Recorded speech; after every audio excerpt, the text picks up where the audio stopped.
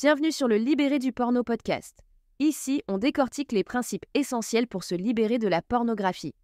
Ce podcast ne se limite pas à surmonter une addiction. Il s'agit de comprendre le piège, d'en sortir et de reprendre pleinement possession de sa vie en tant que non-consommateur. Avec une petite touche d'IA pour enrichir nos échanges, je vous invite à explorer ensemble comment rendre cette quête de liberté non seulement possible, mais aussi motivante et enrichissante. Aujourd'hui, on plonge dans l'une des métaphores d'Orwell les plus puissantes, la chaîne à vie et le cycle addictif. Ces notions sont essentielles pour comprendre pourquoi une addiction semble si difficile à briser et pourquoi cela n'a pas à être le cas. Imaginez l'addiction comme une chaîne ininterrompue, un cycle où chaque session renforce la suivante. À chaque fois que vous cédez, vous ajoutez un maillon à cette chaîne. Plus elle se renforce, plus l'habitude devient automatique, enracinée et difficile à briser. C'est un véritable tourbillon. Des envies physiques, une dépendance psychologique et les mécanismes du cerveau conspirent pour vous maintenir enfermé. Voilà ce qu'est la chaîne à vie. Un cycle sans fin qui ne s'arrête que si vous intervenez volontairement pour le briser. Ce cycle commence dans le cerveau. Chaque fois que vous regardez du contenu pornographique, votre cerveau reçoit un afflux de dopamine, ce neurotransmetteur associé au plaisir et à la récompense. La dopamine vous fait vous sentir bien, mais ce n'est pas tout. Elle renforce aussi vos comportements. Elle dit à votre cerveau « Recommence ça, c'est agréable ». Avec le temps, cette répétition crée des chemins neurologiques profonds que la méthode libérée du porno appelle des diapos neuronales. Imaginez ces diapos comme des pistes bien balisées dans votre cerveau. Plus vous vous adonnez à l'habitude, plus ces pistes deviennent lisses et rapides, facilitant ainsi la rechute. C'est pour cela que l'addiction peut donner l'impression de vous contrôler, comme si elle agissait indépendamment de votre volonté. Votre cerveau finit par associer certains déclencheurs, le stress, l'ennui, la solitude, à la décharge de dopamine provoquée par le porno. Peu à peu, il suffit d'un rien pour vous faire replonger sur ces diapos neuronales. Ces mécanismes deviennent si automatiques que la moindre sollicitation, une journée difficile, une pensée furtive, peut suffire à vous faire succomber. Et puis, il y a les envies. Quand vous cessez de consommer, votre niveau de dopamine chute brusquement, créant un malaise, agitation, anxiété ou insatisfaction.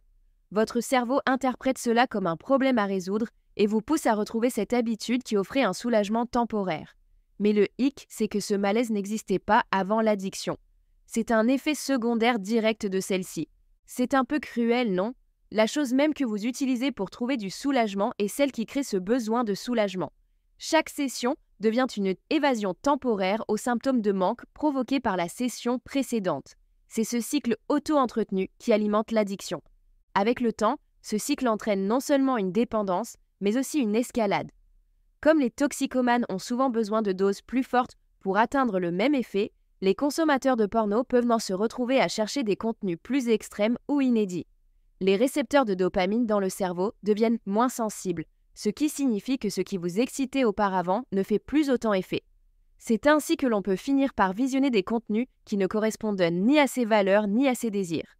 Ce n'est pas une question de goût, c'est le cerveau qui exige une plus grande dose de stimulation.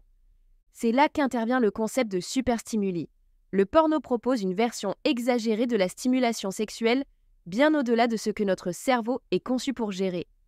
Imaginez écouter une guitare acoustique dans une pièce tranquille, puis aller à un concert où le son est amplifié au maximum. Le concert est grisant sur le moment, mais avec le temps, vos oreilles s'adaptent et ont besoin de plus de volume pour ressentir la même excitation. De la même manière, cette surstimulation épuise le système naturel de récompense du cerveau, rendant les plaisirs simples de la vie, comme les connexions authentiques ou les petites joies quotidiennes, beaucoup moins satisfaisants. Comprendre ce cycle est la première étape pour s'en libérer. La méthode libérée du porno insiste sur le fait que le plaisir que l'on croit retirer du porno n'est pas réel. C'est une illusion créée par le conditionnement de l'addiction. La montée de dopamine fait du bien sur le moment, bien sûr, mais cet effet est éphémère. La vérité, c'est que le porno ne résout aucun problème, il les amplifie. Le stress, l'ennui ou l'insatisfaction que vous essayez de fuir sont souvent aggravés par l'addiction elle-même. Pour briser la chaîne à vie, il faut perturber ce cycle à la racine. L'un des moyens les plus efficaces est de remettre en question la croyance selon laquelle le porno apporte un quelconque bénéfice réel. En le voyant pour ce qu'il est vraiment, un piège, vous pouvez commencer à démanteler son emprise sur vous. Un autre élément clé est de traiter ces diapos neuronales. Rappelez-vous, ces chemins dans votre cerveau ne se sont pas formés en une nuit et ils ne disparaîtront pas du jour au lendemain non plus. Mais voici la bonne nouvelle. Le cerveau est incroyablement adaptable. De la même manière qu'il a appris l'addiction, il peut la désapprendre. En choisissant de ne pas céder au comportement addictif, vous permettez à ces chemins de s'affaiblir avec le temps. C'est comme laisser une piste dans la forêt se recouvrir d'herbes et de buissons à force de ne plus l'emprunter. Ce processus n'est pas toujours confortable. Lorsque vous arrêtez de consommer, vous pouvez traverser une période de réinitialisation. C'est un peu comme une désintoxication pour le cerveau. Il doit se recalibrer pour fonctionner sans les apports artificiels de dopamine auxquels il s'était habitué. Pendant cette phase, vous pourriez ressentir de l'agitation ou de l'irritabilité, mais il est important de se rappeler que ces sensations sont temporaires. Elles sont le signe que votre cerveau est en train de guérir. La patience est essentielle ici. Il faut du temps pour que les récepteurs de dopamine retrouvent leur sensibilité et que votre système naturel de récompense recommence à fonctionner normalement. Mais les résultats en valent la peine. À mesure que votre cerveau se répare, vous commencez à retrouver la joie dans les plaisirs simples et naturels de la vie. Des choses que l'addiction avait ternies. Il est aussi crucial de se concentrer sur la construction de nouvelles habitudes plus saines. L'addiction prospère en l'absence d'alternatives positives, alors offrez à votre cerveau quelque chose de constructif. Que ce soit le sport, des projets créatifs ou du temps de qualité avec vos proches, ces activités peuvent aider à former de nouvelles voies neuronales conduisant à un épanouissement réel. Ce qui est si motivant avec la méthode libérée du porno, c'est qu'elle transforme notre vision de l'arrêt. Au lieu de le considérer comme une perte, elle le présente comme un gain, une libération.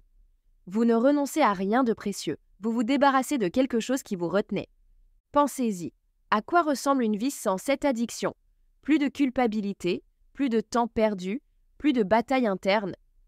Imaginez-vous vous réveiller l'esprit clair, pleinement présent et engagé avec le monde qui vous entoure. C'est la vie qui vous attend de l'autre côté de l'addiction. Et surtout, briser cette chaîne ne se limite pas à arrêter le porno. C'est reprendre votre autonomie, votre joie et votre capacité à choisir la vie que vous voulez mener. C'est sortir de l'ombre de l'addiction pour entrer dans la lumière des relations authentiques, d'un but clair et d'un respect de soi retrouvé.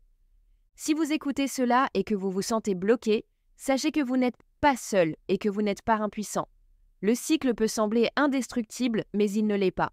C'est une chaîne que vous pouvez briser avec de la compréhension, de la détermination et les bons outils. Merci d'avoir pris le temps de plonger avec moi dans cette réflexion sur la chaîne à vie et le cycle addictif.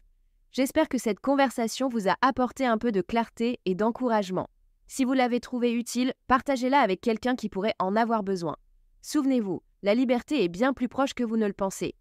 À bientôt, prenez soin de vous, gardez espoir et continuez d'avancer vers la vie que vous méritez.